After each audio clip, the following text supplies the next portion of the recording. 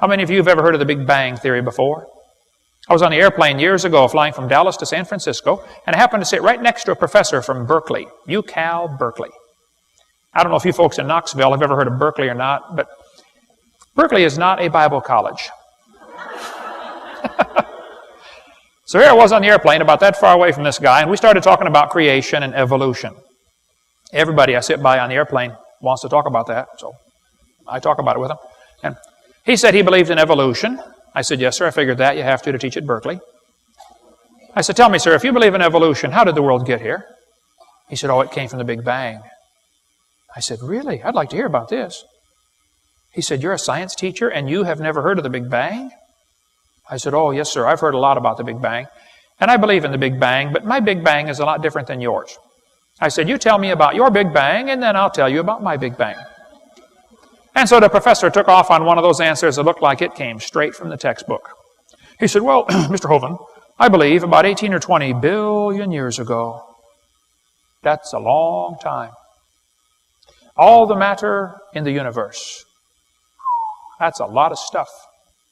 By the way, the word universe comes from two Latin words, uni, which means single, and verse, which means a spoken sentence.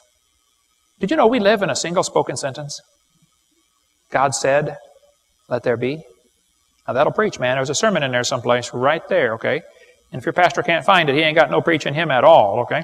All the matter in the universe was concentrated into one very dense, very hot region that may have been much smaller than a period on this page.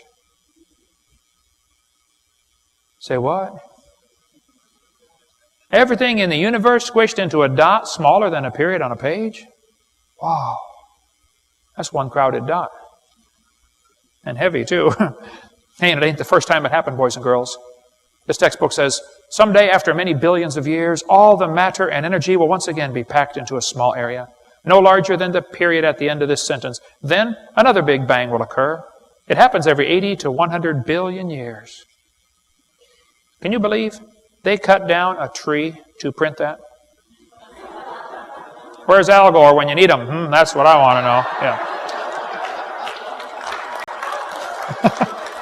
And why did you guys send Al Gore to Washington? You had him here, you know. But no. This textbook author was brilliant. I could not believe how smart this guy was. He said, boys and girls, nothing really means nothing. You have to be at least that smart to write a book. He said not only matter and energy would disappear, but also space and time. However, physicists theorized that from the state of nothingness, the universe began in a gigantic explosion. What? Yes, boys and girls, you see, one day nothing exploded. And here we are. We could spend 3 days talking about the Big Bang Theory. They used to say the thing that exploded was a few light years in diameter. Then they said, oh no, it's only 275 million miles. And they said, oh no, it's only 71 million miles. They keep getting it smaller, and now they're saying nothing exploded. Wow, Discover magazine here a couple years ago said, where did everything come from? Boys and girls, the universe burst into something from absolutely nothing. Zero, nada. As it got bigger, it became filled with even more stuff that came from absolutely nowhere. How is that possible? Ask Alan Guth. His theory will explain everything. Wow, I've got to meet this Alan Guth guy. Alan Guth said in Scientific American, the observable universe could have evolved from an infinitesimal region. In the Hebrew, that's a dot. He said it's then tempting to go one step further and speculate that the entire universe evolved from literally nothing. You see, boys and girls, we all came from a dot, and the dot came from nothing. And they call that science? And put it in a science journal? I think I'd call that a fairy tale and put it in the garbage. I said, Professor, what happened to your dot? He said, well, Hovind, 20 billion years ago, all the dirt in the solar system was drawn into this little bitty tiny dot. And it was spinning. It spun faster and faster. And all of a sudden, it exploded, Big Bang.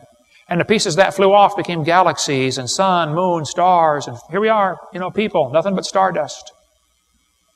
I said, sir, can I ask you a couple of questions, please? He said, sure. What do you want to know? You know, we got a 3-hour flight sitting that far away from each other on the airplane. And I said, well, sir, I got a question. You said 20 billion years ago, all the dirt got together for the big squish and the big spin and the Big Bang. Where did all the dirt come from? You know, who made matter? He said, we don't know that for sure. I said, okay, now, sir, hold it. If I told you that I believe about 6,000 years ago God created the heaven and the earth, then you're going to say, and where did God come from? And I have no idea. But you said 20 billion years ago there was a Big Bang, and you don't know where the dirt came from. So basically, I believe in the beginning God, and you believe in the beginning dirt. Don't tell me my theory is religious and your theory is scientific. No. They're both religious. The news media tries to make it look like it is science versus religion. No, it's not. It's not science versus religion. This is two religions. Evolution and creation are both religious. You have to believe in one or the other. The difference is the evolution religion is tax-supported. That's the difference. One of many differences. By the way, these two timelines, it's the same thing right here behind me. On the top timeline, every inch represents 150 years. Abe Lincoln was not even president 1 inch ago. Okay? If I was to show you what 20 billion years looks like at the same scale as the top chart, I'd have to have this chart on the bottom to be this scale. This one would have to be 2,100 miles long. That's from Pensacola to Portland, Oregon. I don't want to carry a chart that big, so I made a new scale for the other one. Okay. The professor said he did not know where the matter came from. I said, well, sir, could you tell me where the laws came from? This universe is run by laws. You know, gravity, centrifugal force, inertia, Boyle's law, Cole's law. You can eat that with potato salad. Okay. There's all kinds of laws in the universe. Where did the laws come from? And by the way, why aren't the laws still evolving? Do you ever think about that? I mean, why is gravity always the same?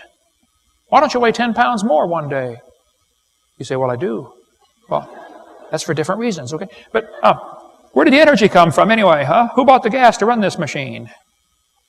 The professor said, I don't know we don't know any of those things. I said, sir, could I ask you another question? He said, sure. What else would you like to know? Else? What do you mean else? You haven't told me nothing yet.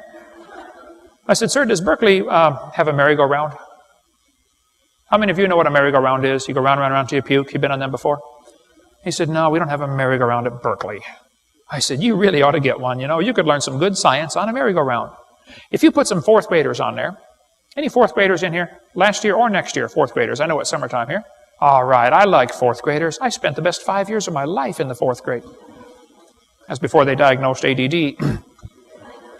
By the time my brother was in fourth grade, we all knew what he was going to be when he got out of high school. 32. Well, we're going to put some fourth graders on the merry-go-round and get the high school football team out there to get it spinning clockwise as fast as it will possibly go. Now, if you have a digital watch, you may not know what clockwise means. I'll tell you later. We're going to spin the merry-go-round clockwise. The kids are going to go through 4 phases. They start off in phase 1. They're screaming at the football players. Come on, let's go. Faster, faster. Can't you go any faster? You get up around 30 miles an hour. The kids enter phase 2 where they stop screaming. They just quietly concentrate on trying to hang on for dear life. You get up around 30 miles an hour. The kids enter phase 60 miles an hour. They enter phase 3 where they start screaming again. But now they're screaming, stop, stop, please slow down. Don't stop, though. Keep going faster and faster. When you get to about 100 miles an hour, you should enter phase 4. That's where the kids begin to fly off the merry-go-round.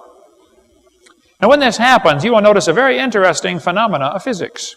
If the merry-go-round is going clockwise, when the kid flies off, the kid will be spinning clockwise until he encounters resistance, like a tree or a pole.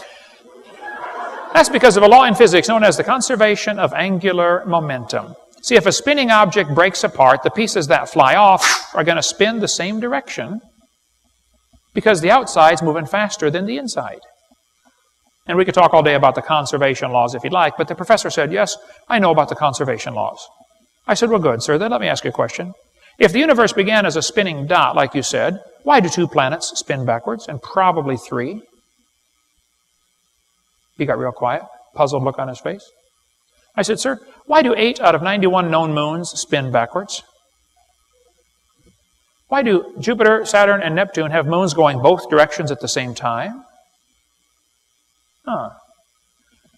Why is the sun 98% hydrogen and helium, but the other planets are less than 1% hydrogen and helium?